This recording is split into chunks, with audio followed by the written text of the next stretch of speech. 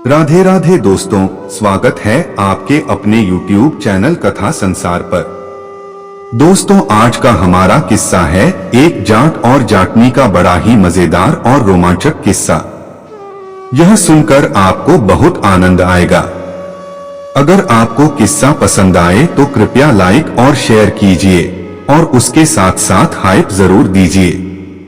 चलिए कहानी शुरू करते हैं। एक समय की बात है, एक बार महादेव जी और माता पार्वती धरती का भ्रमण कर रहे थे। घूमते घूमते वे एक जाट जमींदारों के गांव के पास से गुजरे।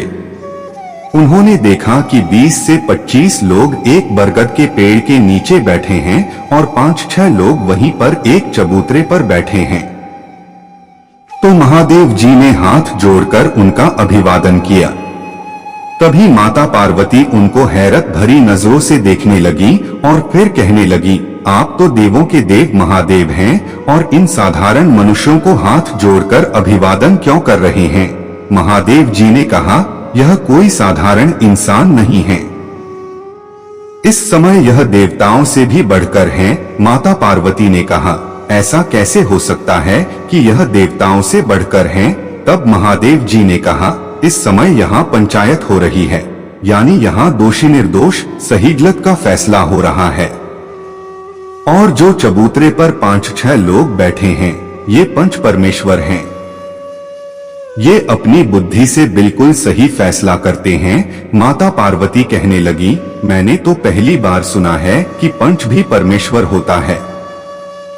यह तो मैं मान ही नहीं सकती कि ये पंच देवताओं से भी बड़े होते हैं। महादेव जी कहने लगे, पार्वती जी हठ मत करो। मगर माता पार्वती ने अब अपनी जिद नहीं छोड़ी। वे वही सवाल बार बार दोहराने लगी कि पंच परमेश्वर से बड़े कैसे हो सकते हैं। तब महादेव जी कहने लगे, ठीक है, यदि तुम्हारी यही इच्छा है तो सही। महादेव जी ने भी अब पार्वती माता को पंच परमेश्वर की शक्ति बताने की ठानी। महादेव जी ने कहा, यह जो सामने घर है, इसमें एक जाट और जाटनी रहते हैं। दोनों बड़े नेक और ईमानदार हैं। इस घर में जो पेड़ लगा है, तुम उस पर सोन चिड़िया बनकर बैठ जाओ और देखते रहना कि पंचों की क्या लीला है।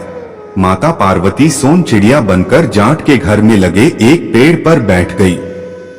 जाट सुबह सुबह अपने बैलों को खेतों में लेकर चला गया और जाटनी अपने दुधारू पशुओं को चारा डालने के काम में लग गई। तभी महादेव जी हूबहू जाट की शक्ल बनाकर जाट के घर में आ गए। जाटनी ने जब जाट को देखा तो कहने लगी, आज तुम इतनी जल्दी क्यों आ गए? अभी तो एक क्यारी भी नहीं जोती होगी तुमने। सब ठीक ठाक तो है? जाटनी की बात सुनकर भगवान महादेव, जो जाट का रूप धरे थे, वे कहने लगे, ए मेरी प्राण प्यारी, अचानक मेरे पेट में दर्द होने लगा। आज खेत नहीं जोत पाऊंगा। बैलों को मैं वहीं बांध आया हूँ। इतना कहकर जाट एक तरफ बैठक में जाकर एक चारपाई पर लेट गया। पेड़ पर बैठी सोन चिड़िया के रूप में माता पार्वती यह सब बड़े ध्यान से देख रही थीं कि कैसे महादेव जी अपनी मूंछों को बल देकर जाट का रूप बनाकर जाटनी के साथ घुल मिल गए हैं।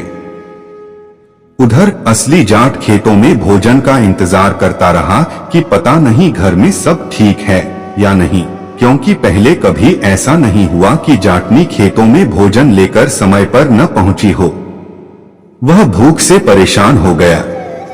उसे अब जाटनी पर बड़ा गुस्सा आ रहा था, तो उसने अपने बैलों को एक पेड़ की छाया में बांध दिया और गुस्से में लाल पीला होता हुआ सीधा घर पहुंचा और जाटनी को 2-3 थप्पड़ जड़ दिए।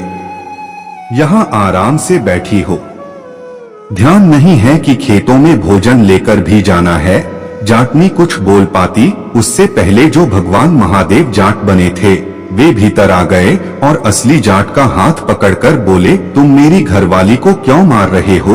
अब जाट ने हूबहू अपनी शक्ल का आदमी अपने घर में देखा तो वह और अधिक भड़क गया। दोनों जाटों की आवाज और शक्ल बिल्कुल एक जैसी थी। अब उन दोनों में बहस होने लगी और वह बहस होते होते हाथापाई पर आ गई। तभी जाटनी जल्दी से गांव के 2-4 बुजुर्गों को बुला लाई और उन्हें रास्ते में ही सारी बात बताई कि क्या हुआ है। बुजुर्गों ने सारी बातें सुनी। दोनों ही जाट जिद पकड़े थे। वे कह रहे थे, यह मेरा घर है और यह मेरी घरवाली है। अब उन बुजुर्गों ने यह फैसला पंचायत पर छोड़ दिया। जाट के मामले में पंचायत बिठाई गई। पंचों ने असली जाट से पूछा, तुम इस मामले में क्या कहना चाहते हो? तो असली जाट बोला, मेरी घरवाली की सारी गलती है। मैंने इसे कभी घर के काम के अलावा बाहर कोई काम नहीं करने दिया। मैंने इसके सारे शौक पूरे किए हैं, फिर भी इसने मुझे धोखा दिया है। फिर पंचों ने दूसरे जाट जो भगवान महादेव थे से पूछा। उसने भी अच्छी और लच्छेदार बातें कही। अब पंच उलझन में पड़ गए कि असली जाट कौन है। लगातार 3 दिन तक पंचायत बैठी, मगर यह फैसला नहीं कर सकी कि असली जाट कौन सा है और छलिया चंट चालाक जाट कौन सा है। उधर सोन चिड़िया बनी माता पार्वती पेड़ पर खुश हो रही थी कि अब की बार महादेव जी बुरे फंसे।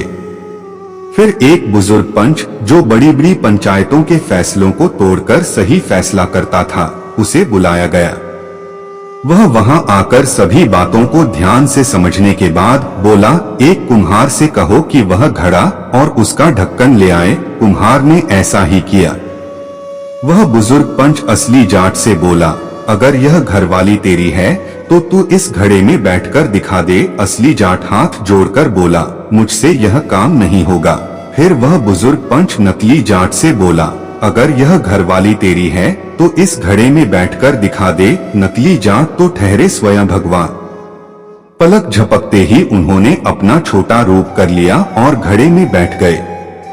बुजुर्ग पंच ने जल्दी से ऊपर ढक्कन लगा दिया और कहा, हो गया फैसला। जो बाहर खड़ा है वह असली जाट है और जो घड़े में है वह छलिया जाट है।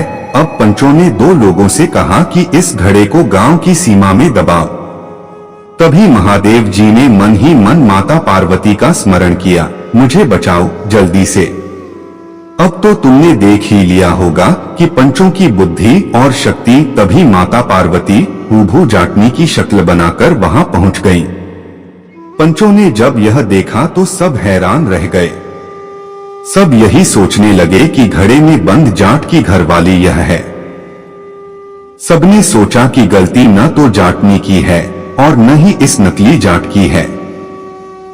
दोनों में गलतफहमी हुई है। नकली जाटनी यानी माता पार्वती भी पंचों को हाथ जोड़कर कहने लगी, हे पंचों, यह घड़े में बंद आदमी मेरा घरवाला है। इसको गलतफहमी हो गई थी। इसमें इसकी कोई गलती नहीं है। मैं ही रूठकर अपने मायके चली गई थी। अब पंचायत की समझ में सब कुछ आ गया था। छलिया जाट को घड़े से बाहर निकाल दिया गया और जाट और जाटनी खुशी खुशी अपने घर चले गए। दोस्तों, यह कहानी यहीं समाप्त हुई। अगर आपको पसंद आई हो तो कृपया लाइक और शेयर कीजिए। और अगर आप मेरे चैनल कथा संसार पर पहली बार आए हैं तो चैनल को सब्सक्राइब कर लीजिए। और हाँ, हाइप करना बिल्कुल भी मत भूलिए। कहानी सुनने के लिए आप सभी का बहुत बहुत धन्यवाद।